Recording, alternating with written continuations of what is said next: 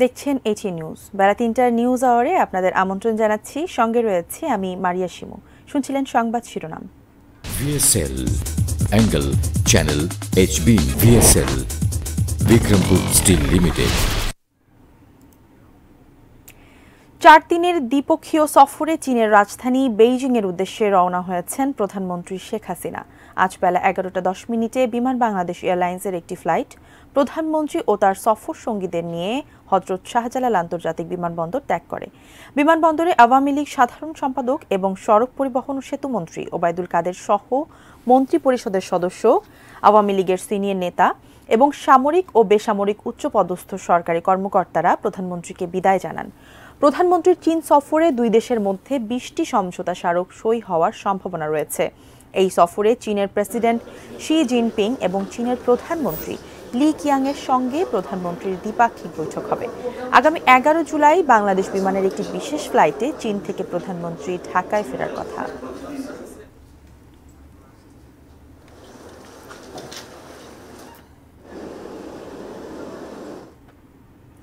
জনদুর্ভোগ হয় এমন কর্মসূচি না দিতে কোটা বিরোধী আন্দোলনকারীদের প্রতি আহ্বান জানিয়েছেন আওয়ামী লীগ সাধারণ সম্পাদক ওবায়দুল কাদের। সকালে ধানমন্ডিতে দলীয় সভাপতির রাজনৈতিক কার্যালয়ে এক সংবাদ সম্মেলনে এই আহ্বান জানান তিনি। ওবায়দুল কাদের বলেন, ২০১৮ সালে সরকারি চাকরিতে কোটা বাতিল করে পরিপত্র জারি করেছিল সরকার, কিন্তু উচ্চ আদালতের রায়ে তা বাতিল হয়েছে। ওই রায়ের বিরুদ্ধে সরকারের পক্ষ থেকে যে আপিল করা হয়েছে তা নিষ্পত্তি না হওয়া পর্যন্ত অপেক্ষার আহ্বান জানান ওবায়দুল কাদের। কোটা বিরোধী আন্দোলনে বিএনপির সমর্থনের সমালোচনা করে তিনি বলেন, এতে ষড়যন্ত্র আছে কিনা তা সময়ের সাথে স্পষ্ট হবে বলেও মন্তব্য করেন তিনি। আমরা তো অ্যাপিল করলাম, এখন আদালত এখন রায় দেয়নি, চূড়ান্ত রায়। এর মধ্যে আমরা কিভাবে এখানে ইন্টারফেয়ার করি? আমরাও তো বলছি জনদুর্ভোগ পড়িয়া জনদুর্ভোগ হয় এমন কর্মসূচি পরিহার করা উচিত। কোটা বিরোধী আন্দোলনের অংশ হিসেবে বরিশাল বিশ্ববিদ্যালয়ের শিক্ষার্থীরা ঢাকা বরিশাল পটুয়াখালী কুয়াকাটা মহাসড়ক অবরোধ করে। এ সময় চরম দুর্ভোগে পড়েন এ সড়কে চলাচলকারী যাত্রীরা। বিস্তারিত জানিয়েছেন বরিশাল প্রতিনিধি হুমায়ুন কবির। পেনশন স্কিম প্রত্যাহারের দাবিতে অন্যান্য বিশ্ববিদ্যালয়ের ন্যায় বরিশাল বিশ্ববিদ্যালয়ের শিক্ষক কর্মকর্তা কর্মচারীরা তারা আন্দোলন করে যাচ্ছে। তারা অবিরাম কর্মবিরতি পালন করছে, অনির্দিষ্টকালের জন্য তারা এই অবিরাম কর্মবিরতি পালন করে যাচ্ছে। আমি রয়েছি বরিশাল বিশ্ববিদ্যালয়ের প্রশাসনিক যে ভবনের সামনে, যেখানে শিক্ষকরা এখানে তারা অবস্থান নিয়েছে। প্রতিদিন তারা এই অবস্থান নিয়ে থাকে, যে তারা আন্দোলন করছে। এবং আমি কিছুক্ষণ আগে শিক্ষক সমিতির সভাপতি সেটার সাথে কথা বলেছি, কয়েকজন শিক্ষকের সাথে কথা বলেছি। তারা বলেছেন, তারা ক্ষোভ প্রকাশ করেছেন যে আন্দোলনের এতদিন অতিবাহিত হলেও তাদের সাথে কেউ আলোচনায় পর্যন্ত আসছে না। এ কারণে তারা ক্ষুব্ধ এবং তারা বলছে যে শিক্ষার্থীদের লেখাপড়া ব্যাহত হচ্ছে, সেজন্য তারা দুঃখ প্রকাশ করছে। কিন্তু তাদের কিছু করার নেই, কারণ তাদের যে চাকরি জীবনের শেষ পর্যায়ে, সবসময় চাকরি জীবনের শেষ পর্যায়ে তারা যে পাওনাটা পায় শেষ পর্যায়ে সেটি তাদের কাজে লাগে। কিন্তু এখানে যে অবস্থা সৃষ্টি করেছে তাতে দেখা যাবে যে তারা পেনশন যখন যাবে তখন এককালীন তারা যে অর্থটা পাওয়ার সেটি পাবে না। আর এই কারণেই তারা আন্দোলন করছে এবং তারা বলছে দাবি আদায় না পর্যন্ত তাদের আন্দোলন চলবে। এই ছিল আমার কাছে বরিশালে যে শিক্ষক কর্মচারীরা অবিরাম কর্মসূচি পালন করছে তার সর্বশেষ। শারীরিক অবস্থার অবনতি হওয়ায় বিএনপি চেয়ারপারসন বেগম খালেদা জিয়াকে আবারও হাসপাতালে ভর্তি করা হয়েছে। ভোর 4:15টার দিকে অ্যাম্বুলেন্সে করে গুলশানের বাসভবন ফিরোজা থেকে তাকে এভার কেয়ার হাসপাতালে নেওয়া হয়। বর্তমানে তিনি হাসপাতালের সিসিইউ সুবিধা সম্বলিত কেবিনে আছেন। এ সময় খালেদা জিয়ার ব্যক্তিগত চিকিৎসক ও দলের ভাইস চেয়ারম্যান অধ্যাপক ডক্টর AZM জাহিদ হোসেন তার সঙ্গে ছিলেন। তিনি জানান, অ্যানিমিয়াক হার্ট ফেইলিয়ার হওয়ায় বিএনপি চেয়ারপারসনকে হৃদরোগ বিশেষজ্ঞ অধ্যাপক ডক্টর শাহাবুদ্দিন তালুকদারের অধীনে ভর্তি করা হয়েছে। রক্ত স্বল্পতার কারণে তাকে রক্তও দেওয়া হয়েছে। এর আগে হঠাৎ শ্বাসকষ্ট বেড়ে যাওয়ায় চিকিৎসকদের পরামর্শে 21 জুন দিবাগত রাত 3:30টার দিকে এভারকেয়ার হাসপাতালের সিসিইউতে ভর্তি করা হয় খালেদা জিয়াকে। 23 জুন তার হৃদযন্ত্রে পেসমেকার বসানো হয়। 78 বছর বয়সী বিএনপি চেয়ারপারসন বেগম খালেদা জিয়া দীর্ঘদিন ধরে লিভার সিরোসিস, হার্ট, ডায়াবেটিস ও কিডনি সহ নানা রোগে ভুগছেন।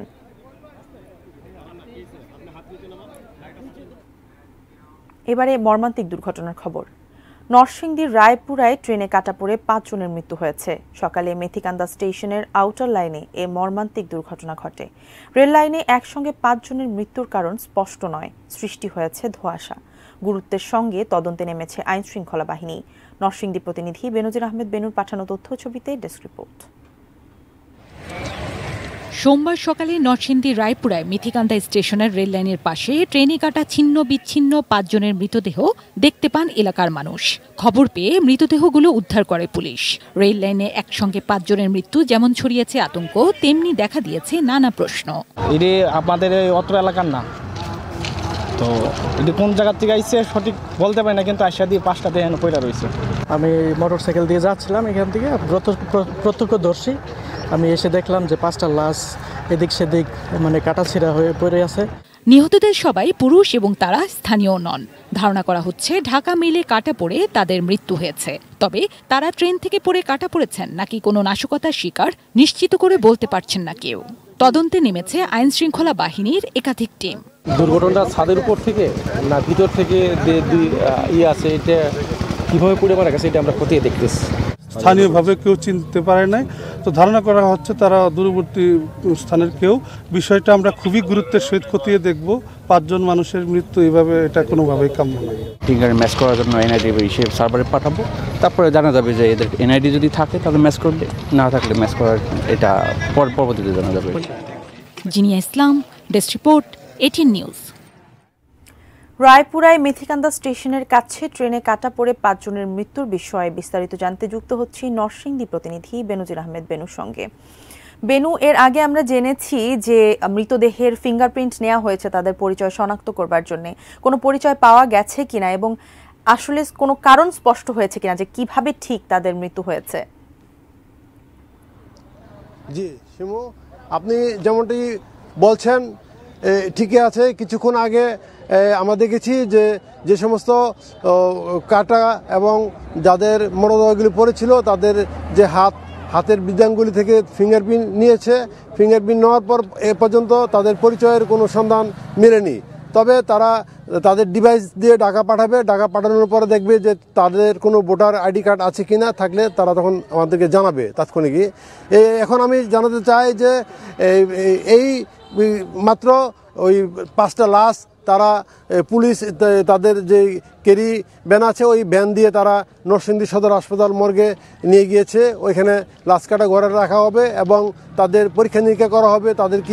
তাদেরকে কি মেরে ফেলা হয়েছে নাকি তারা ট্রেনে কাটা পড়েছে, এ নিয়ে দুরাশা রয়েছে মানুষের মধ্যে, সবার মধ্যেই এখনও ক্লিয়ার হয় না জিনিসটা। আমি আর একটু জানাতে চাই যে এখানকার যে রায়পুরা থানার যে ওসি রয়েছেন এবং পুলিশ কর্মকর্তারা তারা আমাকে জানিয়েছেন যে আমরা এই লাশগুলি সকাল থেকেই এখানে পেয়েছি। পাওয়ার পর আমরা তাদের পরিচয় তারা এখনও জানতে পারে নাই এবং কোনো লোক আইসা তাদেরকে শনাক্ত করে নাই। তবে আমার মনে হয় যতটুকু যে মিডিয়ার মাধ্যমে সারা বাংলাদেশে এটা ছড়ে যাবে, তখন তারা হয়তোবা লাশের পরিচয় জানার জন্য নরসিংদী সদর হাসপাতাল মর্গে আসবে। তারপরও আমি আরেকটু জানাতে চাই যে এখানে মিডিয়া কর্মীরা এসেছিল এবং দূর দূরান্ত থেকে মানুষরা এসে দেখেছে এখানে একটা বিধ্বস্ত অবস্থা। মানুষের হাত নেই, পা নেই, গলা নেই, পেটের ভুঁড়ি বেরিয়ে গিয়েছে। একটা অন্যরকম সিচুয়েশন তৈরি হয়েছে, মানুষের মধ্যে একটা নিরবচ্ছিন্ন সৃষ্টি হয়েছে। তার পাশাপাশি লাশ এখন নরসিংদী সদর হাসপাতাল মর্গে নিয়ে গিয়েছে। আমরা ওইখান থেকে পরবর্তী সময়ে আপডেট জানাবো। ধন্যবাদ আপনাকে। ধন্যবাদ বেনু আপনাকে। দর্শক, নরসিংদীর রায়পুরা থেকে ট্রেনে হতাহতের সর্বশেষ জানাচ্ছিলেন প্রতিনিধি বেনজির আহমেদ বেনু। ডেঙ্গুতে সবচেয়ে ঝুঁকিপূর্ণ শিশুদের ডেঙ্গুর জন্য 6 থেকে 16 বছর বয়সীদের টিকার অনুমোদন দিয়েছে বিশ্ব স্বাস্থ্য সংস্থা। টিকা পেতে ঝুঁকিপূর্ণ এলাকার বাসিন্দাদের অগ্রাধিকার দেওয়ার কথাও বলেছে সংস্থাটি। বিশেষজ্ঞরা বলছেন ডেঙ্গুর টিকার জন্য তোড়জোড় বাড়ানো উচিত বাংলাদেশের। আরও জানাচ্ছেন নাজিয়া আফরিন। দীর্ঘ 2 যুগ ধরে ডেঙ্গুর সঙ্গে বসবাস বাংলাদেশে। গত বছর ডেঙ্গুতে আক্রান্ত ও মৃত্যুর সংখ্যায় রেকর্ড গড়ে দেশে। এবছর এখন পর্যন্ত আক্রান্তের সংখ্যা কম হলেও মৃত্যুর সংখ্যা বেশি। হাসপাতালে ভর্তি রোগীদের মধ্যে শিশুদের সংখ্যা প্রায় 20%। শিশু এবং পূর্ণবয়স্ক পাশাপাশি কেউ কারোর চেয়ে কম আসতেছে না, দুটোই সমান সমান প্রায়। কোনো দিন যেমন আজকে শিশুর 2টা বাচ্চা কম আছে, অন্য দিনে তো 2টি অ্যাডাল্ট বাচ্চা কম থাকে, অ্যাডাল্ট রোগী কম থাকে, কিন্তু অ্যাভারেজে 50-50। নারী পুরুষের মধ্যে পুরুষের সংখ্যা একটু বেশি, আর বাচ্চা প্রায় 20%। যে পেশেন্ট আছে তার 20% হচ্ছে বাচ্চা, মানে 10 বছরের নিচে আর কি যাদের বয়স। ডেঙ্গু রোগের কোনো সুনির্দিষ্ট চিকিৎসা নেই। বিশেষ করে শিশু, গর্ভবতী নারী ও নানা রোগে ভোগা বয়স্কদের জন্য ডেঙ্গু ভয়ঙ্কর পরিণতি ডেকে আনতে পারে। গত বছর ডেঙ্গু প্রতিরোধে ট্রায়াল পরবর্তী একাধিক টিকার পরামর্শ দিয়েছিল বিশ্ব স্বাস্থ্য সংস্থা। চলতি বছর সম্প্রতি ঝুঁকিপূর্ণ এলাকায় ডেঙ্গু টিকা দেওয়ার জন্য অনুমোদন দিয়েছে সংস্থাটি। জাপানের তাকেদা ফার্মাসিউটিক্যালস কোম্পানির তৈরি ডেঙ্গু প্রতিরোধী টিকা ব্যবহারের জন্য অনুমোদন দিয়েছে বিশ্ব স্বাস্থ্য সংস্থা। কিউদেঙ্গা নামের টিকাটি ডেঙ্গু ভাইরাসের 4টি ধরনের বিরুদ্ধে কার্যকর। 6 থেকে 16 বছর বয়সীদের জন্য এই টিকা, তবে জটিল রোগে আক্রান্ত বয়স্কদেরও দেওয়া যাবে এই টিকা। 16 বছরের যারা আপনার বয়সের তাদের জন্য রিকমেন্ডেড, কিন্তু যদি দেখা যায় যে যারা কোমরবিড সিচুয়েশনে আছে, যেমন কারো হয়তো বা ডায়াবেটিস আছে বা কারো হয়তো বা ক্যান্সার থাকতে পারে, এইসব রোগীর ক্ষেত্রে কিন্তু এটা 60 বছর পর্যন্ত এই ভ্যাকসিনটা দেওয়ার ব্যাপারে রিকমেন্ডেড করেছে WHO। বাংলাদেশে ওষুধ প্রস্তুতকারী প্রতিষ্ঠানগুলো এগিয়ে এলে ডেঙ্গু টিকা জনসাধারণের জন্য সহজলভ্য হবে বলে মনে করছেন সংশ্লিষ্টরা। যেহেতু ডেঙ্গু রোগের কোনো ওষুধ নেই, আমাদেরকে প্রতিকার করা ছাড়া কোনো উপায় নেই, এবং প্রতিকার করা 2টি উপায়। একটি হচ্ছে যে আমাকে মশক নিধন করতে হবে অথবা আমাকে ভ্যাকসিন দিতে হবে। সেক্ষেত্রে যদি সরকার অনুমোদন দেয় তাহলে খুব দ্রুত গতিতে ব্যক্তিগত পর্যায়ে হলেও ভ্যাকসিন আপনার চালু করা উচিত, বা ভ্যাকসিন মানুষকে ভ্যাকসিন দেওয়া উচিত। Nazia Afrin, ATN news, Dhaka. এবার দেখবেন business news presented by Pubali bank PLC।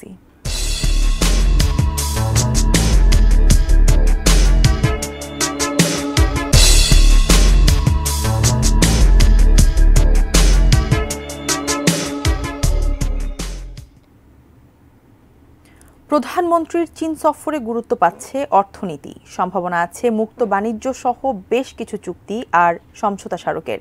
সফরে বাণিজ্য ঘাটতি কমানো ও বিনিয়োগ বাড়ানোর তাগিদ ব্যবসায়ী আর অর্থনীতি বিশ্লেষকদের। আরাফাত ইসলাম শুভর বিশেষ রিপোর্ট। দেশের অন্যতম বড় উন্নয়ন ও বাণিজ্য সহযোগী চীন, সেই দেশটির সফরে এখন প্রধানমন্ত্রী শেখ হাসিনা। আর এই সফরকে কেন্দ্র করে জোরালো হয়ে উঠেছে নতুন করে ব্যবসা, বিনিয়োগ আর অর্থনৈতিক সম্ভাবনার। এই সফরে বাণিজ্য ও বাজেট সহায়তা এবং বিভিন্ন প্রকল্প বাস্তবায়নের জন্য 700 কোটি মার্কিন ডলার ঋণ চাইতে পারে বাংলাদেশ। সম্ভাবনা আছে 20টিরও বেশি চুক্তি ও সমঝোতা স্মারকের। বিশেষ করে দুই দেশের মধ্যে মুক্ত বাণিজ্য চুক্তি গুরুত্ব পাচ্ছে। বাংলাদেশ বছরে প্রায় 23 বিলিয়ন ডলারের পণ্য আমদানি করে চীন থেকে, যার বিপরীতে রপ্তানি করে মাত্র $1.25 বিলিয়ন। অন্যদিকে 98% পণ্যে শুল্কমুক্ত সুবিধা দিলেও চীনে রপ্তানি বাড়াতে পারছে না বাংলাদেশ। ফলে বিশাল এই বাণিজ্য ঘাটতি কমাতে কার্যকরী ভূমিকা নেওয়ার তাগিদ দিচ্ছেন অর্থনীতিবিদরা। যে আমাদের উৎপাদনশীল খাতের জন্য ক্যাপিটাল দরকার, সেই ক্যাপিটাল আমরা চীন থেকে আনতে পারি। যদি আনি তাতে আমদানি বাড়লো, কিন্তু ওটা দিয়ে যে উৎপাদন হবে এবং ওটা যে রি-এক্সপোর্ট হবে সেটা দিয়ে আবার ঘাটতিটা কমবে, এবং সেক্ষেত্রে ডলারের ক্রাইসিসটা প্রধান বাইন্ডিং ক্রাইসিস হবে না। এই জিনিসটাই আমাদের এক্সপ্লোর করতে হবে। চীন থেকে শুধু পণ্য আমদানি নয়, চীন বাংলাদেশের বড় বিনিয়োগকারীও। সুযোগ আছে সেই বিনিয়োগের পরিমাণ আরও বাড়ানোর। তাই এটা কাজে লাগাতে পদক্ষেপ নেওয়ার পরামর্শ ব্যবসায়ীদের। মোর দেন 70% ওয়ার্ল্ড মার্কেটে কিন্তু এই ম্যানমেড ফাইবারের পোশাকের চাহিদা, আমরা এই জায়গাটাতে পিছিয়ে আছি। তো টেকনোলজি নিয়ে যদি চায়নারা এখানে আসে তাহলে এটা আমাদের জন্য একটা বিশাল ইন্ডাস্ট্রির জন্য বিশাল উপকার হবে বলে আমরা মনে করছি। শঙ্কার যে জায়গাটা, যে এখানে যদি গ্যাস বিদ্যুতের এই সংকটের অবস্থাটা দেখে তাহলে তারা একদিকে ইন্টারেস্ট হারিয়ে ফেলবে। দ্বিতীয়ত হলো কাস্টমস পয়েন্টে, মানে এনবিআর-এর 3টা ডিপার্টমেন্ট যেভাবে ব্যবসায়ীদেরকে হয়রানি করছে, এই চিত্র যদি তারা দেখে তাহলে তারা এখানে আসবে না। এর আগে সবশেষ 2019 সালের জুন মাসে প্রধানমন্ত্রী শেখ হাসিনা চীন সফরে গিয়েছিলেন। 5 বছর পর আবারও চীন সফরে প্রধানমন্ত্রী।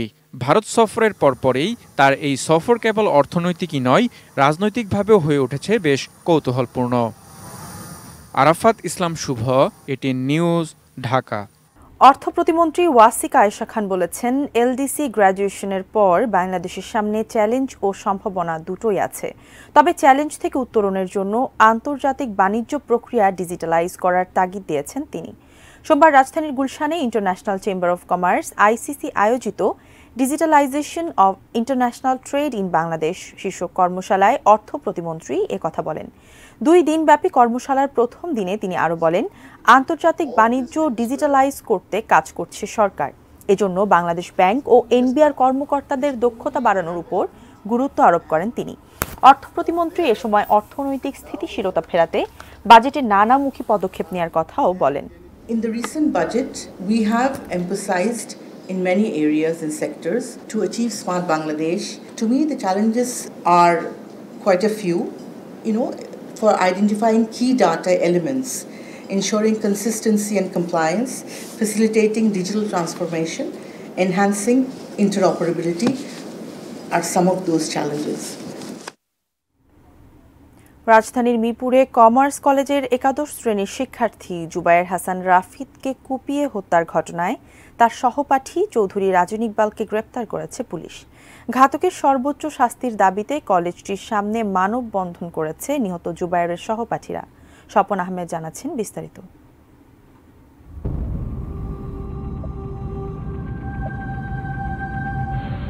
মিরপুরে ঢাকা কমার্স কলেজের পাশে হাউজিং অ্যান্ড সেটেলমেন্ট কোয়ার্টারের একটি বাসায় শনিবার সন্ধ্যায় কুপিয়ে হত্যা করা হয় মিরপুরের কমার্স কলেজের একাদশ শ্রেণীর শিক্ষার্থী জুবায়ের হাসান রাফিদকে। ঘটনার পরদিন ঘাতক রাজিনকে আটক করেছে পুলিশ। পুলিশ জানায়, হত্যার আগে কলেজের সামনে থেকে জুবায়েরকে ডেকে নেন রাজিন। 3 মাস আগে ক্লাসে কথা কাটাকাটি হয়। তারই জেরে নিজ বাসায় বটি দিয়ে আঘাত করে জুবায়েরকে হত্যা করে পালিয়ে যায় রাজিন। ঘটনার পরদিন রাতে রাজিনকে গ্রেপ্তার করে পুলিশ। যে সমস্ত তথ্যপত্রগুলো আমাদের কাছে এখনো আসছে বা আসবে, সেগুলো যাচাই বাছাই করে সঠিক যেটা সে চূড়ান্ত রিপোর্ট বিজ্ঞ আদালতে প্রেরণ। সোমবার দুপুরে ঢাকা কমার্স কলেজের সামনে মানববন্ধন করে নিহত জুবায়েরের সহপাঠীরা।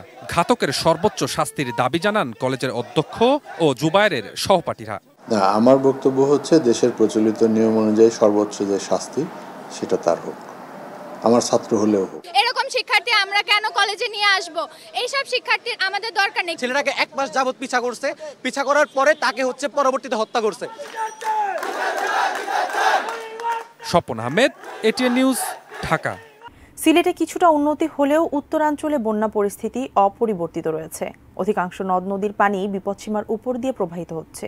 তবে এখনও কমেনি বানভাসী মানুষের দুর্ভোগ। প্রতিনিধিদের পাঠানো তথ্য ছবিতে ডেস্ক রিপোর্ট।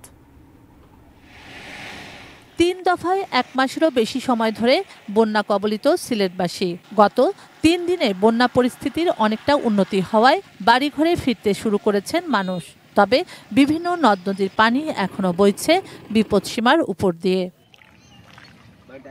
জামালপুরে যমুনার পানি বাহাদুরাবাদ ও জগন্নাথ ঘাট পয়েন্টে কমতে শুরু করেছে। বেড়েছে পুরাতন ব্রহ্মপুত্র নদের পানি। বিভিন্ন উপজেলার নিম্নাঞ্চল প্লাবিত। পানিবন্দী মানুষের দুর্ভোগের পাশাপাশি শুকনো খাবার, বিশুদ্ধ পানি ও গোখাদ্যের সংকট দেখা দিয়েছে। নাই খাওয়া, নাই দেওয়া, একবারে উবেশ, কেউ একেবারে পরিবেশ আছে। খাওয়া খুব কষ্ট। এখন বর্তমানে স্কুলে আশ্রয় নিচ্ছি আর কি। পাহাড়ি ঢল ও ভারী বর্ষণে লালমনিরহাট সদর উপজেলার মোগলহাট ও কোলাঘাট ইউনিয়নের বেশ কয়েকটি গ্রামে পানি ঢুকে পড়েছে। তিস্তা ও ধরলার পানি বাড়ায় নদী তীরবর্তী অন্তত ৬,০০০ পরিবার পানিবন্দী। যেভাবে রান্না করি খাই, চোখের উপরে বসে গিয়ে। কুড়িগ্রামে নদ নদীর পানি বিভিন্ন পয়েন্টে সামান্য কমলেও সার্বিক বন্যা পরিস্থিতি অপরিবর্তিত রয়েছে। 1 সপ্তাহেরও বেশি সময় ধরে সড়ক ও বাঁধে গবাদি পশু নিয়ে আশ্রয় নিয়েছেন বানভাসীরা। সড়ক তলিয়ে যাওয়ায় নৌকা ও ভেলাই একমাত্র ভরসা। বন্ধ 3 শতাধিক শিক্ষা প্রতিষ্ঠান। হবিগঞ্জে এখনও পানিবন্দী পাহাড়পুর বাজারের মানুষ। আজমেরীগঞ্জ উপজেলায় কালনী ও কুশিয়ারা নদীর পানি বেড়েছে। পাহাড়পুরের কৈয়ারডালায় বাঁধ ভেঙে বদলপুর হাওরে ঢুকে পড়েছে পানি। এদিকে গাইবান্ধায় ব্রহ্মপুত্র এবং টাঙ্গাইলে ঝিনাই ও ব্রহ্মপুত্র যমুনা নদীর পানি কমতে শুরু করেছে। তবে সিরাজগঞ্জে বন্যা পরিস্থিতি অপরিবর্তিত রয়েছে। নদী তীরবর্তী 5 উপজেলার চরাঞ্চলের মানুষ পানিবন্দী হয়ে পড়েছেন। শুক্লা সরকার, ডেস্ক রিপোর্ট, এটিএন নিউজ। হবিগঞ্জের আজমিরিগঞ্জে পানিতে ডুবে মারা যাওয়া 2 শিশুর মৃতদেহ শ্মশানের সমাধি থেকে তুলে নদীতে ভাসিয়ে দেওয়ার অভিযোগ উঠেছে। ঘটনার পর এলাকায় ব্যাপক তোলপাড় সৃষ্টি হয়েছে। প্রতিনিধিদের পাঠানো তথ্যছবিতে ডেস্ক রিপোর্ট। গত ২৯ জুন হবিগঞ্জের আজমেরীগঞ্জ উপজেলার পাহাড়পুর গ্রামের রুবেল দাসের ৬ বছর বয়সী ছেলে সূর্য দাস ও মামুদপুর গ্রামের গোবিন্দ দাসের ৭ বছর বয়সী ছেলে প্রলয় দাস পানিতে ডুবে মারা যায়। স্থানীয়রা জানান, সনাতন ধর্মের রীতি অনুযায়ী শিশুদের মৃতদেহ দাহ না করে শ্মশানের পাশে সমাহিত করা হয়। সে অনুযায়ী ওই দিন সন্ধ্যায় ২ শিশুর মৃতদেহ গ্রামের শ্মশান ঘাটে সমাহিত করা হয়। কিন্তু বিষয়টি জানার পর পাহাড়পুর শ্মশানঘাট কমিটির সাধারণ সম্পাদক দীপেশ সরকার সহ অন্য পঞ্চায়েত নেতারা ক্ষুব্ধ হন। তারা মৃত শিশুদের স্বজনদের কাছে এ ব্যাপারে ব্যাখ্যা চান এবং মৃতদেহ সমাধি থেকে তুলে পানিতে ভাসিয়ে দেওয়ার নির্দেশ দেন। গ্রাম পঞ্চায়েতের প্রধান দীপেশ সরকার উনি আমাকে ফোনে ডাকলেন, তো গেলাম। বলছে যে তোমার ছেলে লাশ এখনো রাখা নিষেধ, তুমি ছেলের লাশ তুলো। তাদের কাছে হাতে পায়ে ধরে কান্নাকাটিও করে আমার ছেলের জন্য একটু মাটি ভিক্ষা চাইলাম। গ্রামের কমিটি বিছানা ইয়ে করবার লাগিয়া তাজ গাড়বার লাগিয়া নদী পাঠাই দেব, এবার সূর্য নদী পাঠাই দেওয়া হয়েছে। এই ঘটনার বিচার চেয়ে হবিগঞ্জ আইনজীবী সমিতি ও সাধারণ জনগণ মানববন্ধন করেছেন। পঞ্চায়েত কমিটির আদেশ ওইখান থেকে তোলা হয়েছে, তোলার পরে নদীতে ভাসানো হয়েছে। মানবিক দৃষ্টিকোণ থেকে আসলে বিষয়টা খারাপ হয়ে লাগতেছে। এরপর গত ৩ জুলাই আজমেরীগঞ্জ আদালতের বিচারক সোহেল ভূঁইয়া ৪৫ দিনের মধ্যে তদন্ত প্রতিবেদন আদালতে দাখিল করতে আজমেরীগঞ্জ থানার ভারপ্রাপ্ত কর্মকর্তাকে নির্দেশ দেন। প্রলয় দাসের বাবা গোবিন্দ দাস এসে ৭ জনকে এজাহারনামা করে এবং অজ্ঞাতনামা ১০-১২ জনকে দিয়ে একটি এজাহার দায়ের করেন। মামলা নেই, তদন্ত অব্যাহত আছে এবং আসামি গ্রেফতারের জন্য অভিযান পরিচালনা। চন্দন পাল, ডেস্ক রিপোর্ট, এটিএন নিউজ। এবারে মেটাল প্রেজেন্স কৃষি সংবাদ সুজলা সুফলা।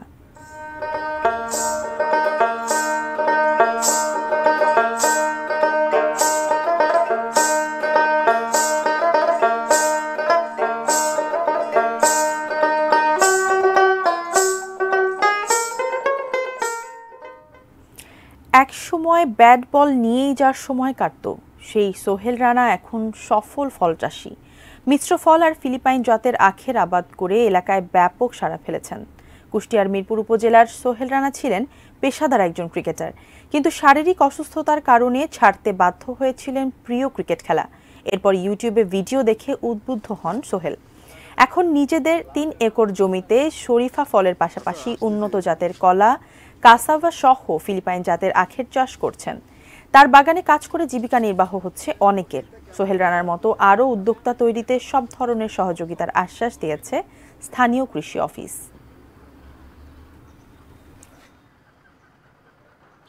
মাদক ব্যবসা ও চোরাচালানের সাথে জড়িত ১৪ জনকে গ্রেপ্তার করেছে সৌদি আরব কর্তৃপক্ষ। গ্রেপ্তারকৃতদের মধ্যে ৭ জন বাংলাদেশি। মধ্যপ্রাচ্যের এই দেশটির মাদক বিরোধী পুলিশ দেশের অভিন্ন অভিযান চালিয়ে তাদের গ্রেপ্তার করে। সংবাদ মাধ্যম গালফ নিউজ জানায় ৩.৩ কেজি উচ্চ আসক্তি সৃষ্টিকারী উদ্দীপক ক্রিস্টাল মেথ, ১২,৪৩২টি অ্যামফিটামিন ট্যাবলেট এবং বিপুল পরিমাণ হাশিশের ব্যবসা ও চোরাচালানের দায়ে রিয়াদে ৭ বাংলাদেশিকে গ্রেপ্তার করেছে সৌদি আরবের মাদকদ্রব্য নিয়ন্ত্রণ অধিদপ্তরের জেনারেল ডিরেক্টরেট।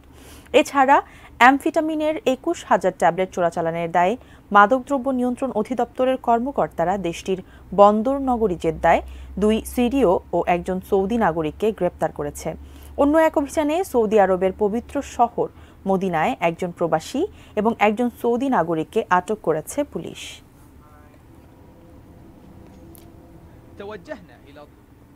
ফ্রান্সে দ্বিতীয় দফায় পার্লামেন্ট নির্বাচনে জয়লাভ করেছে বামপন্থী জোট নিউ পপুলার ফ্রন্ট এনএফপি। এ অবস্থায় ঝুলন্ত পার্লামেন্ট পেতে যাচ্ছে দেশটি। প্রথম ধাপে উগ্র ডানপন্থী দল ন্যাশনাল র্যালি আরএন এগিয়ে থাকলেও দ্বিতীয় দফায় নির্বাচনে ঠেকিয়ে দিয়েছে বামপন্থী জোট। আনুষ্ঠানিক ফল ঘোষণায় দেখা গেছে বামপন্থী জোট নিউ পপুলার ফ্রন্ট এনএফপি নির্বাচনে জয়ী হয়েছে। প্রেসিডেন্ট এমানুয়েল ম্যাক্রোর মধ্যপন্থী জোট এনসেম্বল দ্বিতীয় হয়েছে, আর উগ্র ডানপন্থী দল ন্যাশনাল র্যালি আরএন এর অবস্থান তৃতীয়। তবে ৩ পক্ষের কেউই প্রয়োজনীয় সংখ্যাগরিষ্ঠতা পায়নি। এই ৩ পক্ষের একসঙ্গে কাজ করার ইতিহাসও নেই। এমন অবস্থায় দেশটি এখন ঝুলন্ত পার্লামেন্ট পাওয়ার পথে রয়েছে। প্রথম দফার নির্বাচনে আরএন এর বিজয়ের পর বিভিন্ন জনমত জরিপে বলা হয়েছিল দ্বিতীয় দফার নির্বাচনেও দলটি বিজয়ী হবে। প্রথম দফা ভোটের পর অভিবাসীদের বিরুদ্ধে কঠোর অবস্থান নেওয়ার প্রতিশ্রুতি দিয়ে নির্বাচনী প্রচার চালিয়ে আসা ন্যাশনাল র্যালিকে নিয়ে বিচলিত হয়ে পড়েন ফ্রান্সের উদার ও মধ্যপন্থীরা। তারই প্রতিফলন দেখা দিয়েছে নির্বাচনী ফলাফলে।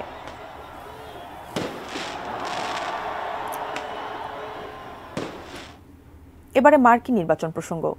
প্রথম টিভি বিতর্কে ভালো অবস্থান এবং আদালতের আংশিক দায় মুক্তি পেয়ে বেশ ফুরফুরে মেজাজে আছেন যুক্তরাষ্ট্রের রিপাবলিকান দলীয় প্রেসিডেন্ট প্রার্থী ডোনাল্ড ট্রাম্প। জোরদার প্রচার চালিয়ে নিজের অবস্থানকে আরও সুদৃঢ় করার চেষ্টা করে চলেছেন তিনি। বিস্তারিত সুদীপ ঘোষের ডেস্ক রিপোর্টে। নির্বাচনকে সামনে রেখে প্রথম টিভি বিতর্কে জোরালো কণ্ঠে নিজের অবস্থান তুলে ধরেন ডোনাল্ড ট্রাম্প। দেশবাসীকে বোঝাতে চাইছেন আগামী 4 বছরের জন্য তিনিই যোগ্য নেতা, তার উপরই আমেরিকানরা নির্ভর করতে পারে। টিভি বিতর্কের পর যুক্তরাষ্ট্রের সুইং স্টেটগুলোতে দোদুল্যমান ভোটাররা ঝুঁকছেন ট্রাম্পের দিকে। এতে করে বেশ ফুরফুরে মেজাজে আছেন 78 বছর বয়সী Donald Trump.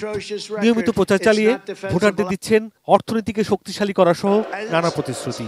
But whether America can survive 4 more years of crooked Joe Biden in the White House. ক্ষমতায় আসার পর দুটি যুদ্ধে পরোক্ষভাবে জড়িয়েছেন বর্তমান প্রেসিডেন্ট জো বাইডেন, যা আমেরিকানদের বিভক্ত করেছে। এছাড়া বাইডেনের ইসরায়েল নীতির বিপক্ষে প্রতিবাদ সমাবেশ করেছে শিক্ষার্থীরা। অন্যদিকে ট্রাম্প নিজেকে সবসময় হস্তক্ষেপ বিরোধী আমেরিকান ফার্স্ট নীতিতে বিশ্বাসী হিসেবে দাবি করেন। তার এই বার্তা ইউক্রেন বা ইসরায়েলে যুক্তরাষ্ট্রের জড়িয়ে পড়ার ভয়ে ভীত ভোটাররা ঝুঁকতে পারেন রিপাবলিকান শিবিরে। এবারে মার্কিন নির্বাচনে গুরুত্বপূর্ণ ইস্যু হিসেবে উঠে এসেছে অর্থনীতি, বাণিজ্য, পররাষ্ট্রনীতি ও অভিবাসনের মতো বিষয়গুলো। প্রচারের শুরু থেকেই ট্রাম্প ভোটারদের বোঝাতে চেয়েছেন ইচ্ছা শক্তির জোরে সব প্রতিবন্ধকতা দূর করবেন তিনি। সম্প্রতি মার্কিন সুপ্রিম কোর্ট ট্রাম্পকে আংশিক দায়মুক্তি দিয়েছেন। আদালতের রায়ে বলা হয়েছে, প্রেসিডেন্ট হিসেবে সংবিধানের অধীনে ট্রাম্প যেসব পদক্ষেপ নিয়েছিলেন সেগুলোই দায়মুক্তি পাবেন, তবে ব্যক্তিগত কর্মকাণ্ডের জন্য দায়মুক্তি পাবেন না তিনি। সর্বোচ্চ আদালতের এই সিদ্ধান্তের কারণে এটা স্পষ্ট যে নভেম্বরের আগে ট্রাম্পের বিরুদ্ধে নির্বাচনে হস্তক্ষেপ ও ক্যাপিটল হিলে হামলা সংক্রান্ত মামলায় তেমন অগ্রগতি হবে না। শুধু মুখ বন্ধ রাখতে পর্নোতারকা স্টর্মি ড্যানিয়েলসকে ঘুষ দেওয়া মামলায় কিছুটা চাপ রয়েছে ট্রাম্পের উপর। নিউ ইয়র্কে বিত্তশালী রিয়েল এস্টেট পরিবারের সন্তান ট্রাম্প নিজেও ব্যবসায় চূড়ান্ত সফলতা পেয়েছেন। 2003 সালে এনবিসি টেলিভিশনে দ্য অ্যাপ্রেন্টিস নামে একটি রিয়েলিটি শো চালু করেন। এই শো দর্শকদের কাছে ব্যাপক জনপ্রিয়তা পায়। ব্যক্তিজীবনে তার একাধিক বিয়ে ও নারী সঙ্গ খোরাক জুগিয়েছে ট্যাবলয়েড পত্রিকাগুলোর। রাজনীতির অভিজ্ঞতা ছাড়াই 2016 সালে প্রেসিডেন্ট নির্বাচনে জয়ী হন। বিতর্কিত মন্তব্যের কারণে সবসময়ই আলোচনায় থেকেছেন তিনি। Sudip Ghosh, desk report, ATN news. 21.5 কোটি টাকার বেশি দামে বিক্রি হলো কিংবদন্তি ফরাসি সম্রাট নেপোলিয়ন বোনাপার্টের দুটি পিস্তল। বিবিসি জানায়, রোববার প্যারিসে এক নিলামে পিস্তল দুটি 16,90,000 ইউরোতে বিক্রি হয়েছে। প্যারিসের বন্দুক প্রস্তুতকারী প্রতিষ্ঠান লুই মাখি গসের তৈরি অস্ত্রগুলো 12 থেকে 15 লাখ ইউরোর মধ্যে বিক্রি হবে বলে আশা করা হয়েছিল। 19 শতকে ফরাসি সাম্রাজ্যের অধীনে ইউরোপের বিশাল অংশ শাসন করেন নেপোলিয়ন। এই পিস্তল দুটির একটি দিয়ে তিনি একবার আত্মহত্যার চেষ্টাও করেছিলেন। রোববার ওসেনাট নামের একটি নিলাম প্রতিষ্ঠান ঐতিহাসিক এই নিদর্শনগুলো বিক্রির ব্যবস্থা করে। ফতলেব্লু প্রাসাদের পাশেই ওসেনাট নিলাম হাউসটি অবস্থিত, যেখানে নেপোলিয়ন 1814 সালে সিংহাসন হারানোর পর আত্মহত্যার চেষ্টা করেছিলেন। এবার এক নজরে শিরোনামগুলো জানিয়ে দিচ্ছি আরও একবার। চীনের পথে প্রধানমন্ত্রী শেখ হাসিনা, বাণিজ্য ঘাটতি কমানোর তাগিদ। জনদুর্ভোগ সৃষ্টিকারী কর্মসূচি না দিতে কোটা বিরোধীদের প্রতি সরকারের আহ্বান। শারীরিক অবস্থার অবনতি, আবারও হাসপাতালে খালেদা জিয়া। নরসিংদীর রায়পুরায় রেল লাইনে 5 মৃতদেহ, ট্রেনে কাটা নাকি নাশকতা, তদন্ত চলছে। অনুমোদন পেল শিশু কিশোরদের ডেঙ্গু টিকা, ঝুঁকিপূর্ণ জনগোষ্ঠীকে অগ্রাধিকার। মিরপুরে কলেজ ছাত্র রাফিদের হত্যাকারী বন্ধু রাজিন গ্রেপ্তার। হবিগঞ্জে মধ্যযুগ, 2 শিশুর মৃতদেহ নদীতে ভাসিয়ে দিল পঞ্চায়েত। সৌদি আরবে 7 বাংলাদেশি সহ 14 মাদক ব্যবসায়ী গ্রেপ্তার। এবং জার্মানি শিশুশ্রম আইনের জটিলতায় স্পেন তারকা Lamine Yamal. Sponsored by Abiba Finance Limited. এই ছিল নিউজ আওয়ার। AT নিউজের সব খবর জানতে ভিজিট করুন www.atnewstv.com। এছাড়া চোখ রাখুন AT নিউজের ইউটিউব ও ফেসবুক পেজে। সঙ্গে থাকুন, দেখতে থাকুন AT নিউজ।